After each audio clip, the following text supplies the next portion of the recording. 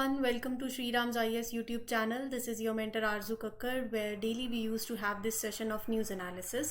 आज जो हमें कवर करना है, they are very important articles, editorials हैं दो जो हम देखेंगे. The most important I would say from today's lecture.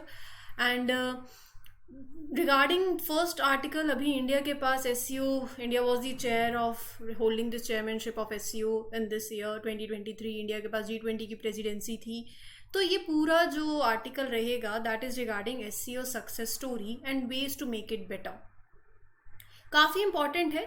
इसमें हम रिगार्डिंग SCO पहले तो जानेंगे, फिर इस समिट के हाइलाइट्स को पढ़ेंगे, फिर उसके बाद will talk about significance of SCO. India के लिए क्या सिग्निफिकेंस है, क्या चैलेंजेस हैं इंडिया के लिए ही, सेम पर्सपेक्टिव से हमें दोनों पता होनी चाहिए. फिर how you can make it better. आप समझ रहे हो, ये सारी चीज़ें अगर आप एक साथ एक जगह कर लो तो उसके बाद मेन से सवाल आए, प्रीलिम से सवाल आए, आपका आर्टिकल क्लियर है, चीज़ें क्लियर है, right. So will talk about it in detail. Then there is a very important editorial today, addressing fiscal challenges and formulating recommendations for 16th finance commission. तो फाइनेंस कमीशन क्या है, सबसे पहले तो यही पता होना चाहिए. फिर क्या चैलेंजेस हैं, क्या रिकमेंडेशंस होंगी. So these all are the things. GS paper 3 economy section से लिंक करता है, ये GS पेपर 2 से लिंक करता है. कंजक्टिवाइटिस के बारे में पढ़ेंगे फिर. And then we have G20 ministers meet in Goa.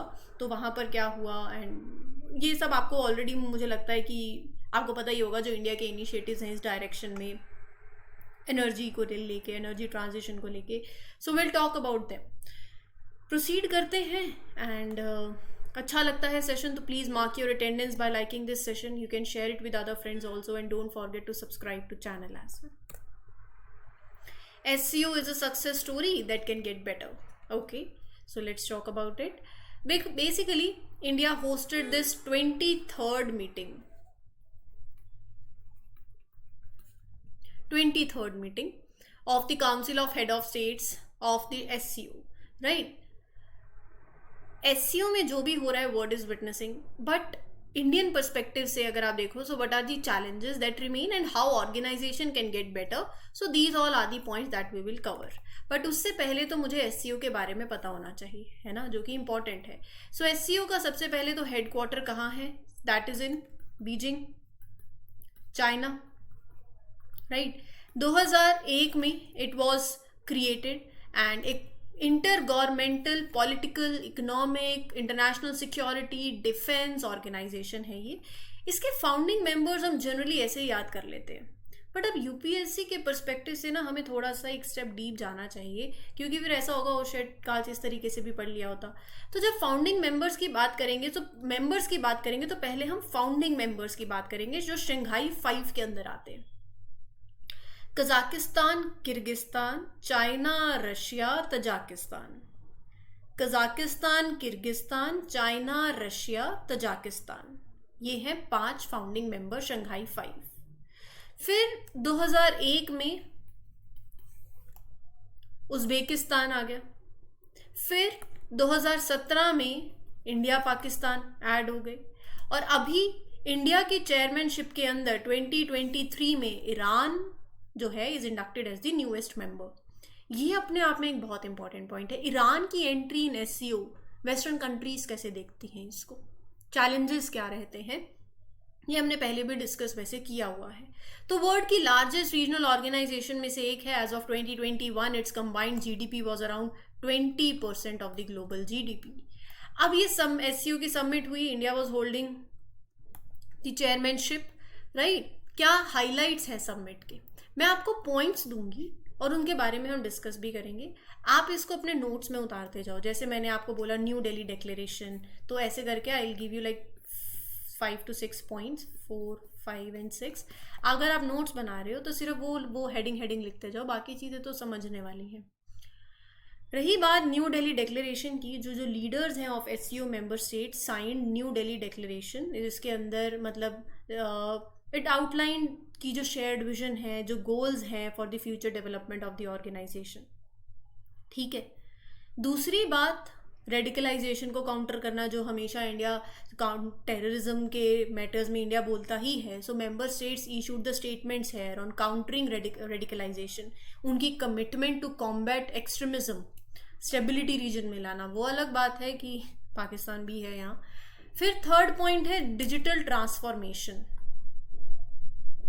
Digital transformation में कॉपरेशन. जैसे जैसे टेक्नोलॉजी अपग्रेड हो रही है, हम बढ़ रहे हैं, डिजिटली ट्रांसफॉर्मेशन जो भी हो रहा है, तो इसको रिकॉग्नाइज करते हुए इंपॉर्टेंस ऑफ टेक्नोलॉजी को, सो वी नीड इनोवेशन, और वो आएगा through collective development. Fourth is Iran की अभी इस मीटिंग की highlight. Iran full SCO membership. Iran was granted, expanding this organisation reach, influence, right. Iran की एंट्री से इंडिया पे क्या इम्पैक्ट पड़ता है, इंडिया को क्या इम्पैक्ट पड़ता है. वेस्टर्न कंट्रीज वैसे ही देखती हैं एससीओ को कि चाइना अपने इंटरेस्ट को प्रमोट करता है यहाँ पे, तो यूएस और ईरान की वैसे ही थोड़ा सा दिक्कत चलती है. और यूएस और चाइना तो वैसे ही न्यू कोल्ड वॉर एरा के अंदर हम रह रहे हैं. सो ये सारे कंसर्न्स आ जाते हैं. फिर इंडिया का stand on belt and road initiative. यहाँ पर मीटिंग में हाईलाइट इंडिया ने किया, इनडायरेक्टली पॉइंट किया कि देखो ऐसे कोई भी प्रोजेक्ट जो है, so India stated on that matter कि जो कनेक्टिविटी प्रोजेक्ट्स हैं that we should basically, India criticize toward it, saying that we do not, these projects do not respect the sovereign boundaries and we should do that. Connectivity projects should respect sovereign boundaries. So वो जो दो अपना India China के बीच में थोड़ा border tensions हो रखी हैं between these two countries, that was reflecting that also, right. तो इंडिया का स्टैंड देखो, एक ये बात है कि इंडिया की मीटिंग का हाईलाइट भी है और ये चैलेंज भी है इंडिया के लिए कि इंडिया का जो स्टैंड है बेल्ट एंड रोड इनिशिएटिव पे वो अलग है, बाकी मेंबर कंट्रीज का अलग है. सो वहां पर एक लैक ऑफ कंसेंसस बन जाता है विद इन एससीओ, राइट, इस पर्टिकुलर इशू पे. सो क्रॉस बॉर्डर टेररिज्म को लेके इंडिया ने अपने कंसर्न्स दिखाए. इंडियन प्राइम मिनिस्टर जो है हमारे, they raise concern about cross border terrorism, pointing fingers on countries like Pakistan for its involvement in supporting terrorism, right. तो ये सारी मीटिंग्स के हाईलाइट हुए. अब ओवरऑल एससीओ का रोल क्या है in this world and Jio politics में? बहुत इंपॉर्टेंट रोल है. देखो, ओवर द ईयर्स अगर आप देखोगे तो एससीओ का पूरा एम क्या है? To make world where countries work together, support each others interest. तो शेयर्ड फ्यूचर फॉर मैनकाइंड आप बोल सकते हो. एक स्ट्रॉन्ग कम्युनिटी जहां पर आज एक इंटरकनेक्टेड वर्ल्ड है, shared friendship. Basically you need to get benefit from your cooperation, friendships, right. So you need to build a strong community. First point. Second point, partnerships होनी चाहिए, कॉन्फ्रंट्रेशन नहीं. Confrontation बिल्कुल नहीं, फाइटिंग और being enemies. Instead of that, member countries of SCO they talk each other, they work together as friends, right. ऐसे लगा लो, dialogue से they come to resolve the issues. Then you have promoting peace and stability, right. SCO act as the protector, contributor to peace, stability, prosperity in the region. They want to make sure कि everyone in the region is safe and has chance कि जहाँ पर हर कोई equally grow करे और succeed करे, right. All the countries जो भी SCO के अंदर है, they share the dream. सबका एक finally यही है, एक peaceful और एक developed world होना, right. Common aspirations है. And SCO plays a very exemplary role in strengthen unity and cooperation, right. हालांकि चैलेंजेस भी हैं, वो भी बात करेंगे. अब एक घर में जहाँ 4 लोग बिल्कुल अलग अलग रह रहे हों तो थोड़ी दिक्कतें होंगी ही सही, लेकिन पहले हम देख लेते हैं इंडिया के पॉइंट ऑफ व्यू से एससीओ की क्या सिग्निफिकेंस है. पहला तो सेंट्रल एशिया के साथ कनेक्शन. इंडिया एससीओ को एक देखता है एज अ ग्रेट वैल्यू, क्योंकि वो एक ऐसा प्लेटफॉर्म है जो कनेक्ट करवाता है विद सेंट्रल एशियन कंट्रीज, और वहाँ पर रिच नेचुरल रिसोर्सेज हैं, मिनरल्स हैं. सो कोलैबोरेट करना, it will be benefit for India's economy as well. दूसरा पॉइंट है सिक्योरिटी और डिफेंस का. रैट्स, एससीओ की regional anti terrorism structure, it deals with security and defence issues. So this is also very essential for India, क्योंकि India बढ़ चढ़ के इसमें बोलता है. टेररिज्म को लेके हम हर एक प्लेटफॉर्म पे, हर एक ऑर्गेनाइजेशन में अपना स्टैंड रखते हैं. So it helps India to address the security challenges also. फिर उसके बाद अफगानिस्तान. एससीओ एक क्रूशियल रोल प्ले कर सकता है इन स्टेबलाइजिंग अफगानिस्तान, और अफगानिस्तान के पॉइंट, मतलब इस पॉइंट ऑफ व्यू से it is very important for India's interest also, क्योंकि एक stable Afghanistan is good for overall peace and security. लेकिन इंडिया जो चैलेंजेस फेस कर रहा है बीइंग अ एससीओ मेंबर, सबसे पहले तो देखो एससीओ एक ऐसा प्लेटफॉर्म है जो वेस्ट ऐसे देखता है as an organisation to forward Chinese interest, जहां पर यूएस जैसी कंट्रीज और वेस्ट बेसिकली ये बिलीव करता है कि SCO is use by China to promote its interest. ये इंडिया के लिए चैलेंज क्यों है? क्योंकि India needs to manage its perception and ensure कि उसके इंटरेस्ट सेफ गार्ड रहे, right? Growing ties with China and Russia, फिर obviously growing convergence with China and Russia will be another challenge for India. India Pakistan के बीच के जो difference है, it will hamper the functioning. World Belt One Road, ये मैंने आपको बता ही दिया. It will be difficult for India to overcome the burden of geography and make tangible gains in terms of trans-regional connectivity. So basically trans-regional connectivity यानी कि India जो है, it faces geographical challenges. Better connectivity लाना with SCO nation, क्योंकि location की वजह से it makes it harder to benefit from जो रीजनल कनेक्टिविटी प्रोजेक्ट्स होते हैं, ठीक है? Then this biggest challenge of state sponsor terrorism, तो इसको भी इंडिया के लिए ये कंसर्न में आ जाता है। सजेशन क्या है to make SCO better organisation? पहले तो कम्युनिकेशन। देखो ऐसा है कि हर मसला बातचीत से, डायलॉग से हल होता है। सो member countries should improve how they talk, how they cooperate with each other. They need to support each other's development. फिर उसके बाद solidarity और mutual trust for common security. जो emerging tensions हो रखी हैं, like this cold new war जो मैं आपको बता ही रही थी, so it might lead to conflict. SCO countries को ensure करना चाहिए trust, support each other to ensure a common security.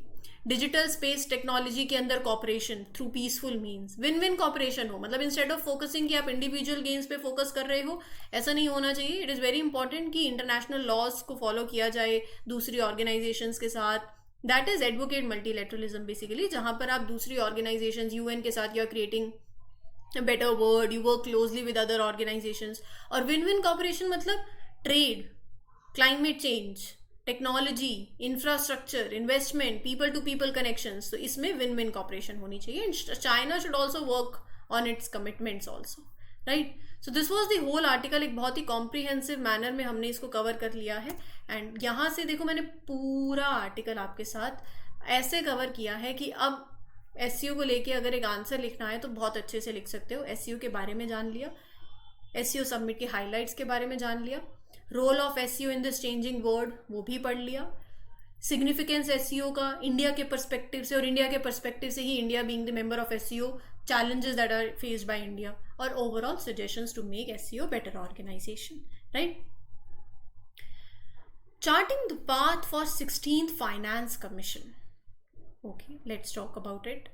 पहले तो फाइनेंस कमीशन क्या होता है ये पता होना चाहिए। तो आज आपके लिए एक होमवर्क है, फाइनेंस कमीशन के बारे में पढ़ना है। फाइनेंस कमीशन लक्ष्मीकांत खोलनी है, 15 मिनट लगेंगे। छोटा सा चैप्टर है, फाइनेंस कमीशन का है, कॉन्स्टिट्यूशनल बॉडी है आर्टिकल 280 के अंदर। एंड इसका पर्पस क्या है? it is playing a crucial role by giving its recommendations in determining devolution of funds. पैसा किस तरीके से आप यूनियन से, सेंटर से स्टेट की तरफ जाएगा, कितना परसेंट शेयर स्टेट को मिलेगा, फिर स्टेट और स्टेट के बीच में ये है vertical devolution, centre to state. फिर स्टेट्स और स्टेट, आंध्रा और तेलंगाना और तमिलनाडु, केरला, राजस्थान, एमपी, किस स्टेट को कितना होगा शेयर मिलेगा। तो दैट इज स्टेट के बीच में डेवोल्यूशन, हॉरिजॉन्टल डेवोल्यूशन। तो यहाँ पर ओवरऑल कमीशन का जो काम है दैट इज टू मतलब give recommendations and influence the fiscal relations, you can say fiscal federalism, बहुत ही इंपॉर्टेंट टर्म है, टू मेंटेन फिस्कल बैलेंस। अब हमने कल ही आर्टिकल कवर किया था कि देखो ऐसा है इस टाइम पे सिचुएशन, अगर आप देखो पैंडेमिक रहा था 2020 के टाइम पे, फिस्कल डेफिसिट बढ़ा, 13.3% के आसपास हो गया, खर्चा बहुत ज़्यादा हो रहा था, पैसा था नहीं, सोर्स ऑफ रिवेन्यू था नहीं, कोविड टाइम था, क्या टैक्स क्या प्रोडक्शन हो रही थी, सब बंद था, तो खर्चा बहुत था। अब वो खर्चा के लिए आप उधार लोगे, पब्लिक डेट बहुत ज़्यादा बढ़ गया। कोविड पैंडेमिक से पहले भी ये सिचुएशन थी, लेकिन कोविड के टाइम पे बढ़ गई। अभी हम रिकवर कर रहे हैं, we are at a recovery stage, लेकिन पब्लिक डेट फिर भी मतलब पहले 89.9% के आसपास था, नियर टू 90% क्लोज कर रहा था डेट जीडीपी। अब डेट टू जीडीपी रेशो अभी वो 85% आ गया है, लेकिन फिर भी पब्लिक डेट बहुत ज़्यादा है। ये चीज़ें हमने पहले आर्टिकल में कवर करी हैं। और ऊपर से स्टेट्स जो हैं they are also grappling with large fiscal imbalances. तो यहाँ पर पैसे की डिवोल्यूशन, जो फिस्कल डिस्पैरिटीज हैं, उनको एड्रेस करना बहुत ज़्यादा इंपॉर्टेंट है।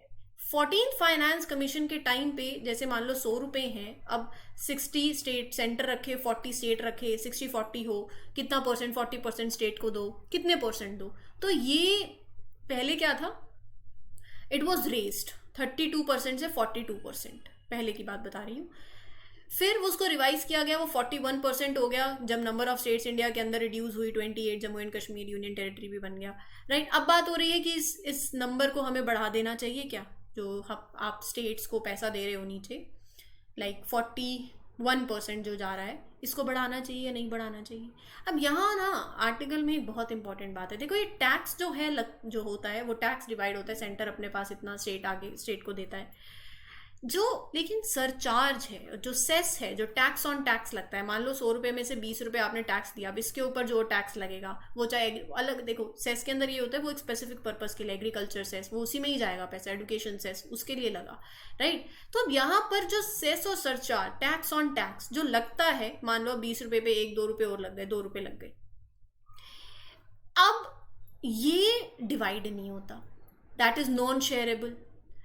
अब ये नॉन शेयरेबल है तो कल को ये नंबर, आज 1 रुपया ही है, 2 रुपये है, कल को ये बढ़ता जाएगा नंबर, तो फिर स्टेट्स को प्रॉब्लम होगी कि क्योंकि वो तो शेयर नहीं हो रहा। अब ये नंबर बढ़ के 18.5% पहुंच गया है। The reliance on non shareable cess and surcharge constituting 18.5% of centre's gross tax revenue, और ये शेयर नहीं होता, दैट इज नॉन शेयरेबल। तो ये एक कॉज ऑफ कंसर्न है, और इस इशू को एड्रेस करने के लिए यहाँ पर एक ऑप्शन सोल्यूशन दिया है, और वो आपके लिए पूरी अपने नोट्स बनाने हो तो उसका क्रक्स है कि आप क्या करो, इस नंबर को you freeze the share of cess, मतलब एट अ बेस नंबर की, मान लो 10% is the upper limit. So commission 16 finance commission proposes 10% की अपर लिमिट, कि अगर इससे ज्यादा बढ़ता है तो स्टेट्स के बीच में जो शेयर होगा, the share of state should be increase accordingly, ताकि फिस्कल बैलेंस बना रहे। ये बहुत इंपॉर्टेंट बात है, right. Are you getting my point? ये पूरी बात समझने की है, लेकिन अपने आंसर में लिखने की सिर्फ ये एक लाइन होती है, तो इसीलिए इसको हम बोलते हैं making short and crisp notes. तो ये चीज़ जो है वो आपको ध्यान में रखनी है। फिर उसके बाद ऑब्वियसली टैक्स सिस्टम को ज़्यादा और एफिशिएंट बनाना है, ये भी बहुत ज़्यादा इंपॉर्टेंट है, राइट। फिर उसके बाद देखो, यूनियन और स्टेट के बीच में टैक्स के डिवोल्यूशन होना और वो वर्टिकल डिस्ट्रीब्यूशन है। स्टेट्स और स्टेट के बीच में भी डिटरमाइन करना है, वो डिटर्मिनेशन होती है on basis of certain indicators, जैसे वहाँ की population, per capita income, area, ये कुछ फैक्टर्स होते हैं, फॉरेस्ट कवर, डेमोग्राफिक चेंज, जिनकी जितनी वेटेज के हिसाब से, ये फैक्टर्स के हिसाब से फिर पैसा जो है वो एलोकेट होता है स्टेट और स्टेट के बीच में। अगर आपको याद हो तो कुछ टाइम पहले मैंने आपको एक टेबल दिखाई थी, ये है क्राइटेरिया। 14 फाइनेंस कमीशन ने जो वेटेज दी, जिसमें पॉपुलेशन देखो आप, और 15 फाइनेंस कमीशन ने वेटेज जो है पॉपुलेशन 2011 का, उसका वेटेज बढ़ा के 15 कर दिया। ये स्टेट्स को प्रॉब्लम हुई, कुछ स्टेट्स को। क्यों? क्योंकि जैसे पॉपुलेशन जिसकी ज़्यादा है, जिसकी कम है, आप उसके बेसिस पे पैसा अगर दोगे और 2011 का क्राइटेरिया रख रहे हो और उसकी वेटेज बढ़ा रहे हो, तो वहाँ पर तो वो स्टेट्स जो कंट्रोल मेजर्स कर रही हैं, जो पॉपुलेशन कंट्रोल कर रहे हैं, वो कहेंगे कि फिर तो ये तो गलत है, आपको 1971 वाला नंबर लेना चाहिए पहले। तो 2011 के बेसिस पे जो वेटेज बढ़ रही है, तो हमने तो बल्कि अच्छा काम किया, हमने तो पॉपुलेशन कंट्रोल करी, ये तो हमारे लिए नुकसान की बात हो गई। ऊपर से जिन स्टेट्स की पॉपुलेशन बढ़ी है उनको फायदा हो गया फिर तो, राइट। सो ये कुछ ना कुछ कॉज ऑफ कंसर्न रहते हैं। और यहाँ पर कैपिटा इनकम का क्राइटेरिया करंटली वेट कर रहा है 45%। ये देखो, इनकम 45 की वेटेज है, right. It has been a subject of contention also among the richer states. और ऊपर से देखो, क्रूशियल क्या है? क्रूशियल है to consider the needs of lower income states also. तो एक बैलेंस लाना बहुत ज़्यादा ज़रूरी है कि करंटली जैसे जो है आप कुछ क्राइटेरिया में you can strike a balance. The weight of distance criteria should be frozen, it should be reduce to 40%। सो ये सारी चीज़ें हैं जो इस आर्टिकल के अंदर मैंशन है। फिर आता है इक्वलाइजेशन प्रिंसिपल, कि रिसोर्सेज को स्ट्रीमलाइन करो। स्ट्रीमलाइनिंग, जो भी आप रिसोर्स ट्रांसफर कर रहे हैं, that should be streamline to states, right, following this equalisation principle. अब इसमें एक दो बातें और हैं रिकमेंडेशंस में ही, ये 3-4 पॉइंट्स हैं, बस पूरे आर्टिकल के यही क्रक्स है कि एक लोन काउंसिल की एस्टैब्लिशमेंट हो ताकि ये काउंसिल कुछ कंसर्न्स को एड्रेस कर पाए और इंश्योर करे fiscal discipline and prudence, right. पहली, दूसरी, तीसरी बात हो गई। फिर उसके बाद यहाँ पर बात हुई है सब्सिडीज की, और उन सब्सिडीज में देखो एक चीज़ है जिसकी हम बात करेंगे। देखो वो हम बोलते हैं ना रेवड़ी कल्चर, फ्री बीज वाला कॉन्सेप्ट, वो इस आर्टिकल में मेंशन है कि देखो ऐसा है, अगर आप फ्री में एजुकेशन दे रहे हो, फ्री में हेल्थ दे रहे हो, फ्री में इलेक्ट्रिसिटी दे रहे हो, अब इन 3 चीज़ों में डिफरेंस है। मैं कहूँगी कि फ्री में जैसे एजुकेशन और हेल्थ है ये ठीक है, ये फ्री की रेवड़ी नहीं है, ये पॉलिटिकल सिनेरियो में नहीं जाएंगे, मुद्दे को समझेंगे। और इलेक्ट्रिसिटी जो है वो हमने कहा कि वो फ्री बी में आता है। आप उसको कैसे कह रहे हो? 2 चीज़ें होती हैं फिर, एक होता है मैरिट सब्सिडी और एक होता है non merit subsidy. Merit subsidy मतलब कि कल को अगर मुझे फ्री एजुकेशन मिल रही है, मेरे पास नहीं था एक्सेस कि मैं एजुकेशन ले पाऊँ और मैं अपनी फैमिली को ही चलाती हूँ, तो अगर मुझे गवर्नमेंट फ्री एजुकेशन देगी तो मैं वो पैसा जो उनका लगा कल को वो उस एजुकेशन से वो लॉन्ग टर्म बेनिफिट देगा। मैं कंट्रीब्यूट करूँगी सोसाइटी में, अर्न करूँगी, पढ़ूंगी, फिर कमाऊँगी, फिर स्टेट सोसाइटी को मिलेगा, टैक्स भरूँगी, जॉब लगेगी और उधर से अपनी फैमिली को सपोर्ट करूँगी, फिर वहाँ से उन्हें पढ़ाऊँगी, तो उसके लॉन्ग टर्म बेनिफिट है। So that is a merit subsidy. Non merit subsidies जो हैं उनको केयरफुली एग्जामिन करना रहेगा, जिनके लॉन्ग टर्म बेनिफिट जो है वो नहीं है। Are you getting my point? So ये है आर्टिकल। अब इस पे सवाल भी बन सकता है मेंस में, explain the fiscal challenges faced by India, particularly the rising debt to GDP ratio due to COVID-19. Discuss the role of 16th Finance Commission in managing this ratio effectively. 10 marks में 150 words में। तो यहाँ पर 150 words में ये points ही निकलते हैं, बस समझना सारा कुछ है लेकिन क्रक्स निकालना है। तो ये चीज़ें आपको ध्यान में रखनी है। मैंने टाइम इस पे लिया है ताकि आपको ये चीज़ें क्लियर हो जाए। अगला जो आर्टिकल है दैट इज रिगार्डिंग कंजक्टिवाइटिस। अब यहाँ पर amid heavy rainfall in Delhi and nearby areas over the past few weeks, conjunctivitis are being reported in national capital region. अगर आप ये देखो तो थोड़ा ऐसे पिंक आई हो जाती है, तो ये इसके पीछे के रीजंस क्या है? Conjunctivitis is commonly known as pink eye. It is an infection और inflammation of transparent membrane that covers the eyelid and eyeball, that is called conjunctiva. So basically यहाँ पर क्या होता है, जो smaller blood vessels हैं in the conjunctiva, it becomes swollen and they are more visible now. तो यहाँ पर वो रेडिश और पिंक कलर के the eyes started appearing. ये हो सकता है बिकॉज ऑफ वायरस, बैक्टीरिया और एलर्जी। और अगर बैक्टीरिया और वायरस की वजह से हो रहा है दैट इज हाईली कंटेजियस। वो देखो हम बोलते हैं आंखों को बार बार रब मत करो, मसलो मत और ऐसे टच मत करो, हाथ धो पहले। देखो सामने वाले को अगर कफ है, स्नीज है, ड्रॉपलेट्स हैं तो डायरेक्ट ट्रांसमिशन हो सकता है क्योंकि फिर वो हैंड टू आई कॉन्टैक्ट होगा। So that is direct transmission से। इनडायरेक्टली जैसे towels, makeup, pillow, contact lenses, इनसे हो सकता है। सिम्टम्स के अंदर रेडनेस होगी, स्वेलिंग होगी, इचिंग होगी आईज में, and the eyes can also feel watery due to the start of flu. And treatment के अंदर ऑब्वियसली मेडिसिन होंगी, आर्टिफिशियल टीयर्स का यूज किया जाए, लुब्रिकेंट्स का, eye drops, lubricating eye drops, they can help in infected persons to maintain the moisture. Warm or cold compress will also help, right? Next article जो है that is India के prime minister address the G20 ministers meet in Goa. अब इसमें क्या हुआ ये आपको मुझे लगता है मोर और लेस पता ही है क्योंकि हमने एनर्जी रिलेटेड एडिटोरियल जो है वो कवर किया ही था। एनर्जी एक्सेस को लेके, ग्रीन हाइड्रोजन इनोवेशन सेंटर को लेके, एक्सिलरेटिंग एनर्जी ट्रांजिशन को लेके, so high level voluntary principles on hydrogen, ये 4-5 पॉइंट्स हैं जो इस मीटिंग में हुए, राइट। सो ये क्या है? बहुत ही सिंपल है। देखो पहला क्या है? High level voluntary principles on hydrogen. The energy ministers है from different countries, they agree to follow special principles for using the hydrogen, right.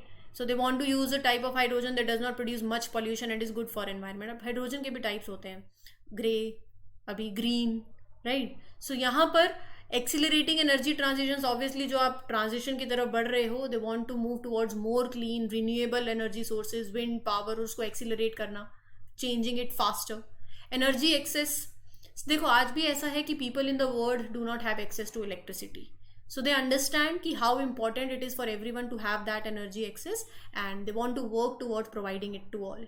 फिर green hydrogen innovation centre, so this centre was started and bye international solar alliance, सबको पता ही है, तो bye जो India और France का initiative रहा है ये alliance. So this centre will work on creating new and innovative ways to produce hydrogen without causing harm to environment. और रही बात इंडिया की, तो इंडिया की अचीवमेंट्स एनर्जी इनिशिएटिव के अंदर, इंडिया एलपीजी कनेक्शंस और विलेज इलेक्ट्रिसिटी में हमने अचीव किया है, घर घर तक बिजली पहुंचाई. Piped cooking gas for 90% of the population, वो भी हमने अचीव किया. वर्ल्ड का largest LED distribution programme India ने लॉन्च किया. इलेक्ट्रिक व्हीकल मार्केट, इंडिया का एम है to achieve 10 million sales of domestic electric vehicles by 2030. Ethanol blended problem petrol, हम बात कर रहे हैं E20 की, राइट. 20% इथेनॉल ब्लेंडिंग हम चाहते हैं in petrol by 2025. Global hub for green hydrogen production, India का एम्बिशन है to become a global hub for green hydrogen production and export, right. तो ये सारी चीज़ें हैं जो इंडिया ने करी हैं. और साथ ही साथ रही बात ग्लोबल बायोफ्यूल अलायंस की, तो ये भी आपको पता होना चाहिए. एंड यहाँ पर energy ministers recommended the establishment of this global biofuel alliance to G20 leaders.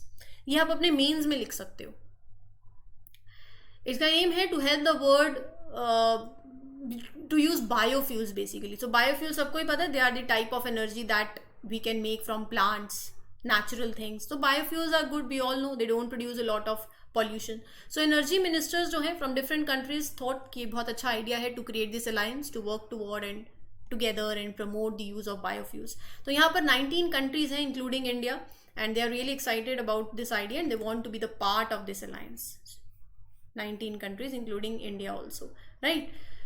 सो ये आपको ध्यान में रखना है. ओवरऑल इस अलायंस का फोकस जो है, गोल यही है to share good ideas, practices, how to use biofuels in the best possible way, setting standards, coming up with new technologies, better technologies, and believing that we can work together and we can overcome these challenges, right. So ये था आज का session. उम्मीद करती हूँ आपको अच्छा लगा हो. ऐसी और वीडियोस के लिए subscribe to Shriram's IAS channel and do mark your attendance by liking this session. Will meet you in the next one. Till then take care everyone. This is your mentor Arzu Kakkar signing off.